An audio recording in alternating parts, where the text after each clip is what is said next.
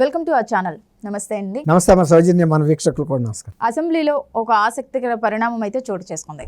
అంటే రఘురామకృష్ణంరాజు వైసీపీ నుంచి బయటకు వచ్చేసిన తర్వాత జగన్ రెడ్డికి ఎంత వ్యతిరేకంగా మాట్లాడారో మన అందరికీ తెలిసిన విషయమే.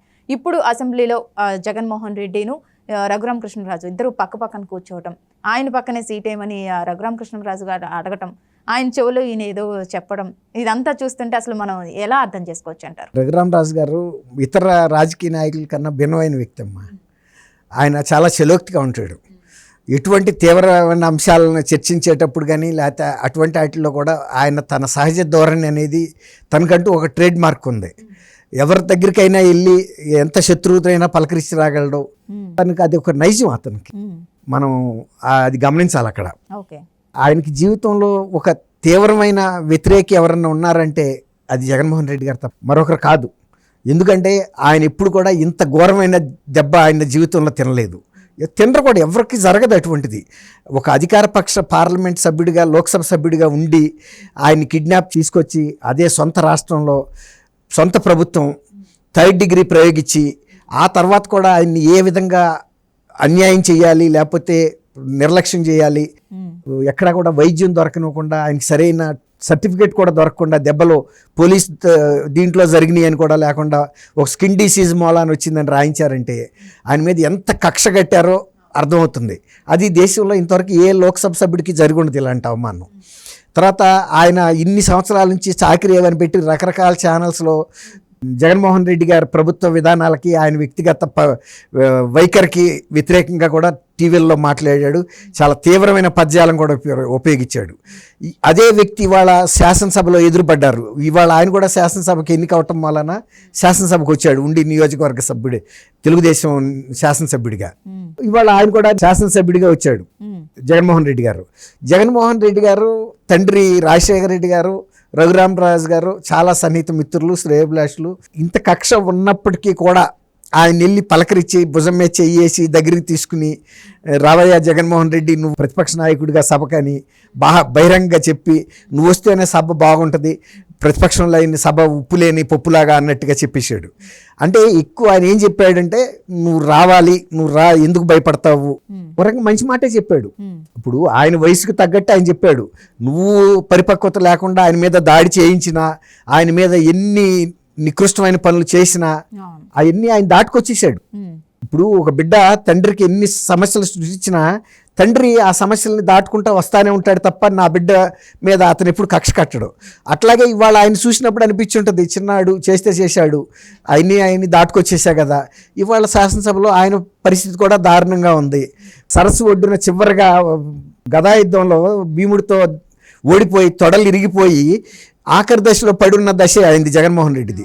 కాబట్టి వెళ్ళి, రావయ్య ఎందుకు భయపడతావు, నువ్వు కూడా వచ్చి నువ్వు కూర్చో, మాట్లాడు, ప్రభుత్వ వైఫల్యాలు చెప్పు, మాకు సలహాలని పెద్దరకంగా చెప్పాడు. కాబట్టి ఇక ఆయన కూడా నిజానికి జగన్మోహన్ రెడ్డి గారికి అది మింగటం చాలా కష్టం. అంటే మీరు అన్నట్టుగా ఆయన పెద్దరికంగా లేకపోతే వ్యక్తిగతంగా అభిమానం ఉండో ఎలా ఒకలా ఆయనతో మాట్లాడారని అనుకోవచ్చు.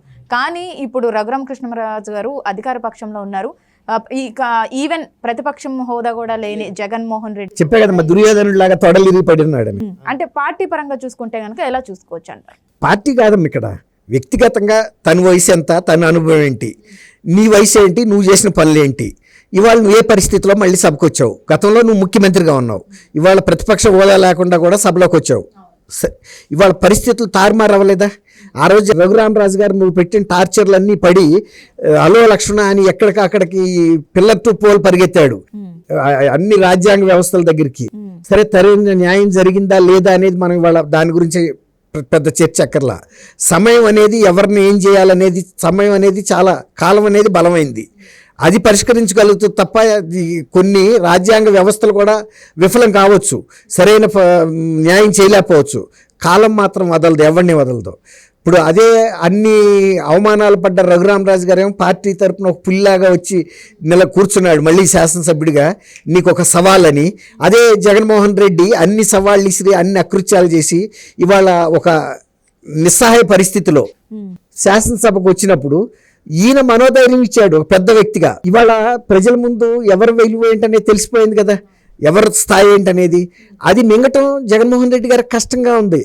నా శత్రువు, నేను ఇన్ని బాధలు పెట్టిన వ్యక్తి వచ్చి ఇవాళ నా పక్కన కూర్చుని నన్ను రావాయా అని చెబుతుంటే ప్రజల ముందు ఆయన వాల్యూ పడిపోలా, అది మింగలేడు. వ్యక్తిగతంగా ఆయన కూడా సమహోదా కలిగిన వ్యక్తి అయితే అదిగో నా మిత్రుడు, మా శ్రేయభిలాషి అని కూడా సభలో కూడా చెప్పగలడు. నన్ను రమ్మని అడిగాడు, ఆయన ఇచ్చిన దీనికి మేము కూడా వస్తాము అని చెప్తారు ధైర్యంగా. కానీ అభద్రతా భావంలో వ్యక్తి, ఇన్ఫీరియారిటీ కాంప్లెక్స్ ఉన్న వ్యక్తి ఇలాంటి నిజాలను ఒప్పుకోలేరు.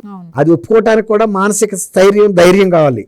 అంత శక్తి కనుక జగన్మోహన్ రెడ్డి గారికి ఉంటే ఇవాళ ఆయన కుటుంబంలో ఉన్న అన్యాయాల మూలాన పార్టీ బలవుతుందని పేరు నాని చెప్పినప్పుడు ఖచ్చితంగా ముందు అడ్రస్ చేయాల్సింది ఢిల్లీ వెళ్ళటం కాదు, ఆ తల్లిని చెల్లిని పిలిపించుకుని బెంగళూరులో శివకుమార్ గారు ఉన్నాడు కదా, డికే శివకుమార్ గారు లాంటి మధ్యవర్తిని, ఇలాంటిదే అంబానీ ఫ్యామిలీలో కూడా డిస్ప్యూట్ వచ్చింది.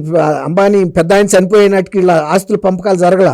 అప్పుడు కోయిలా బెహన్ అని వాళ్ళ మదరు, ఆమె ఇప్పుడు ఉన్నారు ఉన్నారని, ఆమె కామత్ అని కెనరా బ్యాంకులో ఆఫీసర్గా పనిచేసిన కర్ణాటక రాష్ట్రానికి చెందిన ఆయన, కర్ణాటక రాష్ట్రం ఆయన్ని మధ్యవర్తి అంటే వీళ్ళ కుటుంబ శ్రేయోభిలాషి, ఆర్థిక అంశాలు తెలిసిన ఆయన, వీళ్ళ ఆస్తిపాస్తుల గురించి పూర్తి అవగాహన ఉన్న వ్యక్తి, అందులో ఈ లీగల్గా కూడా ఆస్తులు ఎలా పంచాలి వాటికి ఉన్న పరిణామాలు తెలిసిన వ్యక్తిని కాబట్టి ఆయన్ని పెట్టి, ఎవరో పెద్ద పెద్ద వాళ్ళని ఎవరిని పిలవాల, ఆయన కెనరా బ్యాంకులో ఒక ఆఫీసరు, సీనియర్ ఆఫీసరు, రిటైర్ అయినాడు.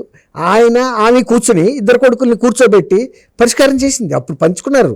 అట్లాగే ఇవాళ ముందు ఫస్ట్ ఎక్కడైతే ఈ పొగ వస్తుందో ఆ పొగను ఆర్పాలి. ఇప్పుడు అది ఉక్కిరి బిక్కిరి చేస్తుంది పార్టీని.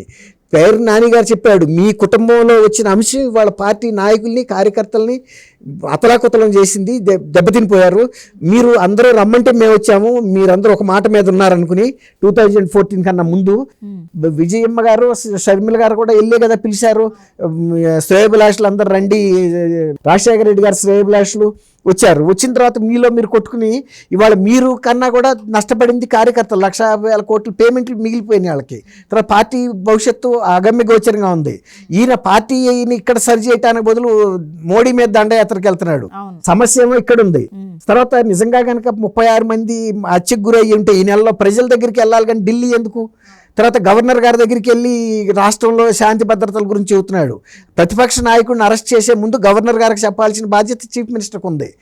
ఆ రోజున అదే గవర్నర్ ఉన్నారు ఇప్పటికీ, ఫార్మర్ జస్టిస్ ఆయన, గౌరవ న్యాయమూర్తి సుప్రీంకోర్టులో. ఇప్పుడు ఆయన దగ్గరికి వెళ్ళి చెబితే ఆయనకు తెలియదు నీ పరిపాలనలో ఎన్నిసార్లు తెలుగుదేశం వాళ్ళు వచ్చారు, ఎన్ని వినతి పత్రాలు ఇచ్చారు, నువ్వేమన్నా చర్య తీసుకున్నావా, ఆయన దగ్గరికి వెళ్ళి ఏమన్నా వివరణ ఇచ్చావా? ఇప్పుడు వెళ్ళాడు. కాబట్టి ఇప్పుడు పార్టీలో అందరికీ అర్థమైంది ఏంటంటే ఇతను మారడం. ఇతను సమస్య ఇప్పుడు కాలుకి దెబ్బ తగిలితే చేతికి కట్టు పెట్టి తిరిగితే కాలు దెబ్బ తగ్గుతుందా? ఇప్పుడు అదే జరుగుతుంది. ఆయన ఇంట్లో సమస్య పెట్టుకుని ఢిల్లీ వెళ్తే ఢిల్లీలో ఏం చేస్తాడు? ఇప్పుడు ఆయన కూడా బాణం వేస్తాడు. ఇప్పుడు ఇన్నాళ్ళ నుంచి నువ్వంటే ఏదో ఒక రూపంలో నిన్ను క్షమించి వదిలేశాడు. 12 ఏళ్ల నుంచి నీ మీద కేసెస్ కూడా కదలకుండా ఉన్నాయి. ఇప్పుడు నువ్వు వెళ్ళి ఢిల్లీలో నువ్వు ఎక్స్పోజ్ చేస్తున్నావు ఈ మోడీ ఫెయిల్యూర్ని. మోడీ ఫెయిల్యూర్ ఇప్పుడు ఎంత కూడా జాతీయ ప్రెస్లో వస్తుంది. వచ్చినప్పుడు మోడీ కూడా ఇవాళ కర్ర తీసుకోవాల్సి వస్తుంది. చర్య తీసుకోవడానికి అన్నింటినీ ఆదేశిస్తారు. ఇప్పుడు కేంద్ర నిఘా సంస్థలన్నింటినీ, దర్యాప్తు సంస్థలని, సిబిఐ కోర్టు ఉంది కదా హైదరాబాద్లో, వాటిని కూడా విచారణ త్వరగా టేకప్ చేయమంటారు. అందువల్ల ఈయన చేసే పని మూలన పార్టీకి ఇంకా నష్టం జరుగుతుంది. పార్టీ శాశ్వతంగా బొందబెట్టే ప్రయత్నం తప్ప ఈయన నిజంగా సమస్యను పరిష్కరించాలంటే ముందు కుటుంబంలో పరిష్కరించేవాడు, తర్వాత ప్రజల దగ్గరికి వెళ్ళాలి. ఢిల్లీ ఎందుకు వెళ్ళాలి? అప్పుడే అందులో భాగస్వామి కాదా కూటమిలో మోడీ? ఈ ఫెయిల్యూర్లో ఆయన వైఫల్యం కూడా ఉంది కదా. ఆయనకి తెలీదా ఈ నెల రోజుల్లో ఏం జరిగింది అనేది? అంత ఇంటెలిజెన్స్ రిపోర్ట్ లేకుండానే ఆయన 3వ సారి ప్రధానమంత్రి అయ్యాడా? నువ్వు 2వ సారి ముఖ్యమంత్రి అవ్వలేకపోయావు. నేనేదో అందరికీ పథకాలు అమలు చేశాను, సంక్షేమం ఇచ్చానని చెప్పి. మరి ఆయన జాతీయ స్థాయిలో 3వ సారి ప్రధానమంత్రి అంటే ఎంత తెలివిగలాడై ఉంటాడు? తను వైఫల్యాలు ఎక్కడున్నాయో అవి సరి చేసుకోబట్టే కదా. నువ్వు ఇంకా వైఫల్యాలు సరి చేసుకోకుండా ఎక్కడికో ఢిల్లీ వెళ్ళి ఎవరినో తప్పు పడితే ఇప్పుడు ఇవన్నీ కూడా బయటకు వస్తాయి. ఏదో సామెత చెబుతారు కదమ్మా, సూది కోసం సోదికి వెళ్తే రంకులన్నీ బయటపడినాయని ఊళ్ళల్లో ఒక మోటు సామెత ఉంది. ఆఫ్టర్ ఆల్ సూది, కానీ కొన్ని వందలు బయటపడినాయి. అట్లాగే ఇప్పుడు కనుక వెళ్ళి ఈయన వైఫల్యాలు చెప్పకపోతే నీ వైఫల్యాలు ఏంటనేది కూడా తీస్తారు బయటకు ఇప్పుడు.